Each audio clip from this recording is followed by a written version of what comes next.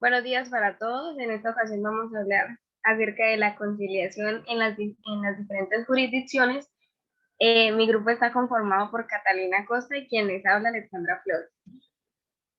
Primero voy a hablar acerca de la conciliación en derecho laboral, la cual está, según el artículo 23 de la ley 23 de 1991, se define como el acto por medio del cual las partes ante un funcionario competente y cumpliendo con todos los requisitos y normas que lo regulan, llegan a un acuerdo evitando que pues se acuda a la jurisdicción laboral. La conciliación laboral puede ser adelantada por diferentes entidades como el Ministerio de Trabajo a través de sus inspectores de trabajo en la conciliación extrajudicial. Puede ser también adelantado por la Procuraduría a través de sus delegados eh, con requisito de procedibilidad en materia de lo contencioso administrativo. También puede ser adelantada por la Defensoría del Pueblo a través de sus delegados seccionales y regionales. Algunos elementos de la conciliación laboral son, bueno, está el elemento subjetivo, que es la relación entre los sujetos que intervienen en la conciliación. En este caso estamos hablando del trabajador y del empleador. El elemento objetivo, que se refiere al objeto sobre el cual se ejercen los derechos. Y el metodológico, el cual está determinado por el trámite conciliatorio que se sigue, siendo necesario distinguir las clases de conciliación que existen. Estas las podemos encontrar y se encuentran reguladas en la Ley 446 de 1998, la Ley 640 de 2001 y demás normas de las cuales vamos a hablar en el transcurso de la exposición. La clasificación de la conciliación en derecho laboral. Bueno, existen dos tipos de, de, de conciliación en derecho laboral y dos tipos de conflictos. Está el conflicto laboral individual y el conflicto laboral colectivo. Vamos a hablar acerca de la conciliación judicial, la cual se caracteriza por tener ciertas características en específico. La conciliación judicial se realiza ante el juez laboral en audiencia de conciliación obligatoria. Es posible llegar a conciliar hasta antes de dictarse la sentencia de primera instancia. En la asistencia de las partes es obligatoria. Si se llega a presentar el caso de que alguna de las partes no se puede presentar, se debe presentar una excusa con anterioridad a la audiencia y esa excusa debe ser con justa causa. En caso de inasistencia injustificada de alguna de las dos partes, se presumen como ciertos los hechos de la demanda. Por otra parte, el proceso ejecutivo laboral y los procesos derivados del fuero no contemplan conciliación. Bueno, los principios en conciliación laboral. Hablamos de la gratuidad y de la confidencialidad. La gratuidad, pues, nos garantiza de que todos podemos llegar a acceder a ella sin tener que tener obligatoriamente recursos económicos para acceder a ella.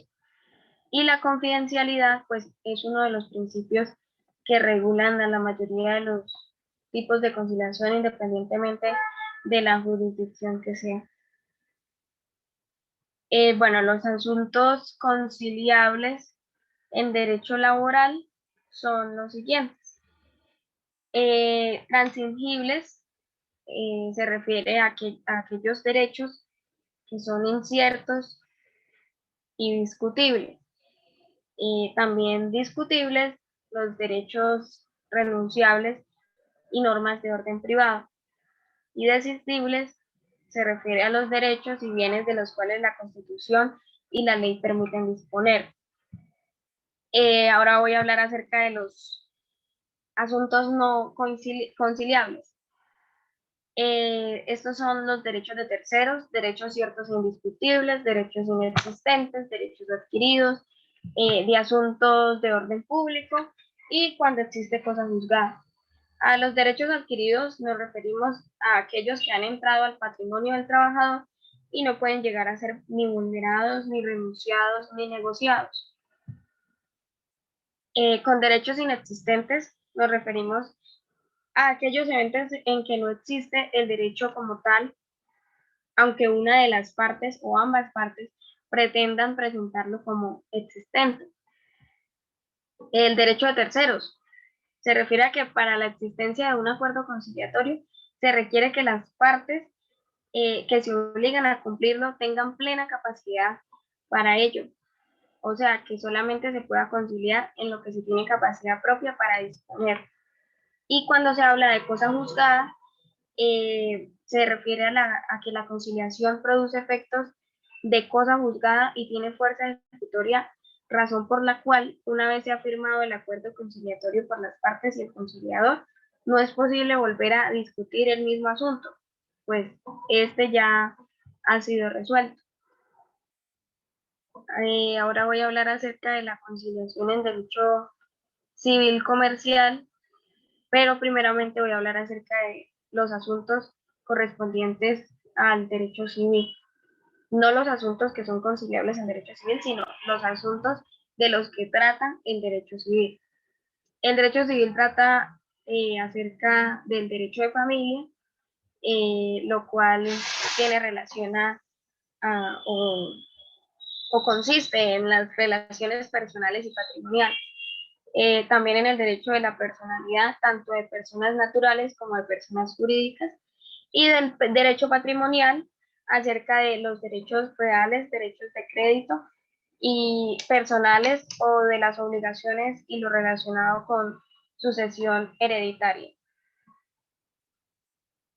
Bueno, vamos a hablar acerca de los asuntos que son conciliables en derecho civil. En este caso, los asuntos que se pueden conciliar en derecho civil son los siguientes.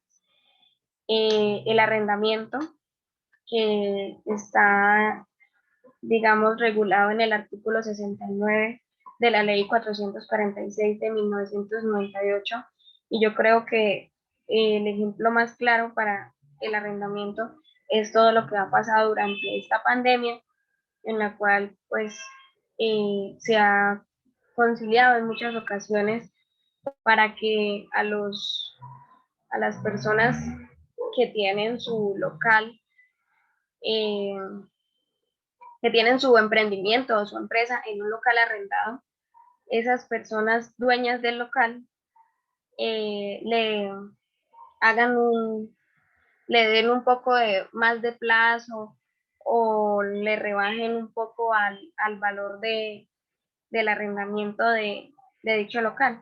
Entonces, pues ese me parece que es el ejemplo más apropiado en el contexto en el que estamos, ¿no? También se puede conciliar en el derecho civil la compraventa, el usufructo y otros asuntos que sean competencia de los jueces civiles. Los asuntos no conciliables en el derecho civil pueden llegar a ser el estado civil de las personas, derecho a alimentos, derechos ajenos, derechos inexistentes. Bueno, ahora vamos a hablar acerca de los asuntos correspondientes al derecho comercial, o sea, los asuntos que regula el derecho comercial, como por ejemplo la adquisición de bienes, giros, otorgamientos, aceptación, garantías o negociación de títulos valores, eh, también a las empresas de actividad aseguradora, empresas de depósito de mercadería, provisiones o suministros, y todo lo relacionado a actos, operaciones y empresas mercantiles. Algunos de los asuntos conciliables en derecho comercial son los siguientes: las sociedades, todo lo que corresponde a la rendición de cuentas, entrega de libros, liquidaciones. También son conciliables los actos de comercio, el corretaje, los seguros, el mutuo hipotecario. Algunos asuntos no conciliables en derecho comercial son la violación de reserva industrial o comercial, la calidad de comerciante y sus obligaciones, los requisitos para construir cada tipo de sociedad, la eficacia probatoria de los libros de comercio, la cancelación y reposición de título valor. Vamos a hablar ahora un poquito de lo que es la protección al consumidor, la cual se define como el conjunto de normas que regulan las relaciones de consumo que nacen en la cadena de comercialización de bienes y servicios. Tiene algunas características en especial y lo que se busca es la educación del consumidor, la protección a los riesgos de salud del consumidor, la adquisición de información adecuada y la protección, más que todo para los niños, niñas y adolescentes como consumidores especiales protegidos. Bueno, la conciliación en derecho de familia está regulado por el inciso 2 del artículo 31 de la ley 640 de 2001. ¿Cuáles asuntos son conciliables en el derecho familiar? La suspensión de vida en común de los cónyuges, la custodia, cuidado personal, visita y protección legal de los menores, la cuota alimentaria, ya sea la disminución, el aumento o la exoneración de esta, ya sea en menores de edad o en mayores de edad, puede ser en cualquiera de los dos casos, y la separación de bienes y liquidación de sociedades conyugales por causa distinta a la muerte. En esto de la separación de bienes y liquidación de sociedades conyugales por distinta a la muerte, la conciliación tiene como única finalidad dar paso a la disolución de la sociedad conyugal y permitir su liquidación. Al generarse la separación de bienes por vía conciliatoria, se disuelve la comunidad de gananciales, surgiendo patrimonios independientes por cada uno de los consortes. Y bueno, en el acta que se generen al llegar a un acuerdo conciliatorio, debe registrarse ante las autoridades competentes cuando los bienes adjudicados estén sujetos a ese requisito, como para el caso de los inmuebles, de los vehículos y de las acciones. Los asuntos que no son conciliables en el derecho de familia son primeramente todos aquellos de naturaleza voluntaria o que participen de ese carácter, como por ejemplo la separación de bienes, la separación de cuerpos, perdón, y de bienes por mutuo acuerdo y las sucesiones. Otro asunto no conciliable en el derecho familiar es los que versen sobre el estado civil de las personas por tratarse de derechos indisponibles que no admiten negociación, como por ejemplo la investigación de la filiación paterna o materna, impugnación de un estado civil o anulación de registro civil. Otro de los asuntos no conciliables son aquellos que requieran por mandato legal, providencia judicial que sancione un acto o una conducta ilegal, como por ejemplo la nulidad del matrimonio civil, la reforma y validez del testamento o nulidad, el desheredamiento y la suspensión o privación de la patria potestad. Otro asunto que no es conciliable en el derecho familiar es el divorcio contencioso. No obstante, con ocasión del proceso judicial, sí es procedente la conciliación con la intervención del juez, ante lo cual el proceso terminaría por la causal del mutuo acuerdo. Bueno, buenas tardes, mi nombre es Catalina Costa y yo voy a hablar de la conciliación en derecho administrativo. Siguiente diapositiva, por favor. Siguiente diapositiva.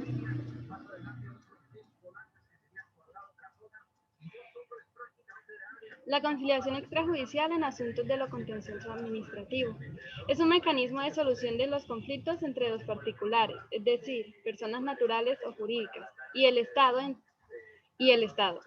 y entre entidades del Estado entre sí. Siguiente. Características. La solicitud puede presentarse de manera individual o conjunta por los interesados, que pueden ser personas naturales o personas jurídicas, públicas o privadas. Dirigida a los procuradores judiciales que desempeñan sus funciones de intervención ante los jueces tribunales administrativos competentes o Consejo de Estado. La ley establece que en la conciliación extrajudicial en asuntos de lo contencioso administrativo, las partes deben estar representadas por abogado, quien deberá concurrir a la audiencia que se lleven a cabo. Siguiente, por favor. Antes de radicar la solicitud de conciliación, ante el agente del Ministerio Público, debe radicarse una copia de la misma en la entidad involucrada en la controversia a efectos de que esté enterada del trámite conciliatorio que se pretende adelantar. Si en la solicitud se presentan pretensiones sobre asuntos conciliables y no conciliables, el agente del Ministerio Público expedirá constancia al interesado respecto de los asuntos no conciliables, como se indicó arriba. Y respecto de la parte conciliable, el agente del Ministerio Público deberá citar a las partes para realizar la respectiva audiencia de conciliación. Siguiente, por favor. Siguiente. La citación a la audiencia debe comunicarse a las partes por el medio que el agente del Ministerio Público considere más expedito y eficaz. Mail, teléfono, telegram, indicando brevemente el objeto de la conciliación e incluyendo la mención a las consecuencias jurídicas de no comparecer a la audiencia. Los apoderados deben asistir a la audiencia de conciliación, aunque no es forzoso que las partes lo hagan. Siguiente, por favor. ¿Qué requisitos debe cumplir la solicitud de conciliación? La designación del funcionario a quien se dirige, la individualización de las partes y de sus representantes si fuera el caso, las diferencias que se requieren conciliar y los hechos en que se fundamentan, la relación de las pruebas que se acompañan y de las que se harían valer en el proceso, la demostración del agotamiento de la vía gubernativa a través del acto expreso o presunto, cuando ello fuera necesario, la estimación razonada de la cuantía de las aspiraciones, la manifestación bajo la gravedad de juramento de no haber presentado demandas o solicitudes de conciliación con base en los mismos hechos, la indicación del lugar para que se surtan las notificaciones, la firma del solicitante o solicitantes y la copia llevada a la convocada con el sello de recibido. Siguiente, por favor. Conciliación en derecho penal. La conciliación es una forma alternativa de justicia en materia penal, donde la víctima y el procesado en algunas ocasiones, con ayuda de un tercero neutral, logran el consenso o el acuerdo de voluntades sin que sea necesaria la intervención de un juez penal. Siguiente, por favor. Ahora bien, en materia penal la conciliación puede ser judicial y extrajudicial. En el sistema penal acusatorio, la conciliación judicial se realiza ante el juez de conocimiento, en los casos de reparación integral con posterioridad a la emisión del fallo que declara la responsabilidad penal del acusado, previa solicitud de la víctima, del fiscal o del procurador. Por su parte, la conciliación extrajudicial se lleva a cabo ante un fiscal de las salas de atención a usuarios, unidades móviles de conciliación de la Fiscalía o ante el fiscal de las casas de justicia, ante un centro de conciliación de particulares o de entidades públicas, ante servidores públicos administrativos autorizados legalmente para ello, como por ejemplo los comisarios de familia en los delitos de violencia intrafamiliar conyugal, ante un conciliador en equidad en los delitos querellables.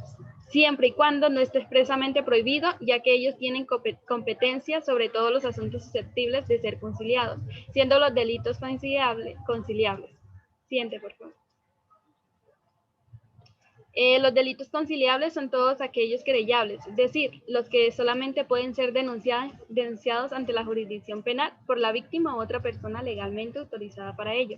En estos casos, la víctima puede desistir de la acción penal.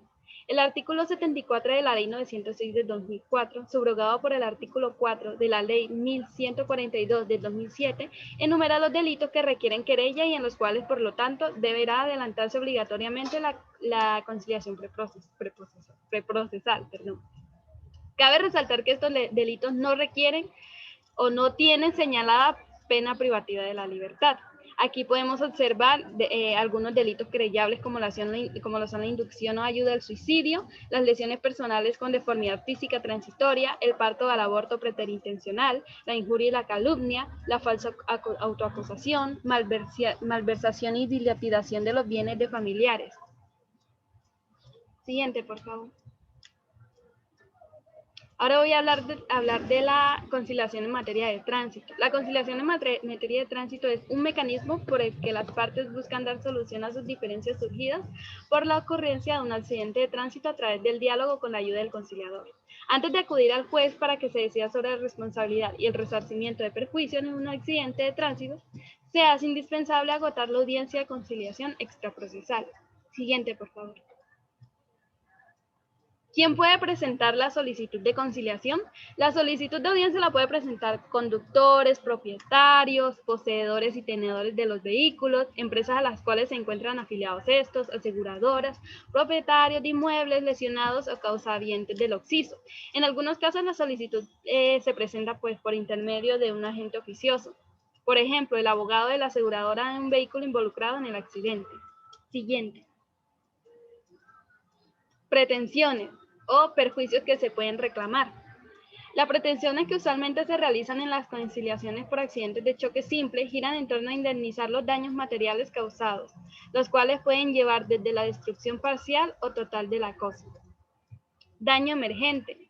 Entiéndase por daño emergente el perjuicio, la pérdida que proviene de no haberse cumplido la obligación o de haberse cumplido imperfectamente o de haberse retardado su cumplimiento. Lucro cesante. La ganancia o provecho que deja de reportarse a consecuencia de no haberse cumplido la obligación o cumplido imperfectamente o retardado su cumplimiento. Daño moral, pues se refiere al padecimiento, al dolor psíquico o afectación del área de la personalidad. Estos daños en principio no atentan contra el patrimonio económico de una persona, sino a sus sentimientos. De obtenerse un acuerdo que ponga fin al conflicto, ya sea de manera total o parcial, el conciliador lo plasmará en un acto de conciliación, que será entregada a cada una de las partes con constancia de que el acuerdo conciliatorio hace tránsito a cosa juzgada y que el acta de conciliación presta mérito ejecutivo. Siguiente, por favor. Muchas gracias.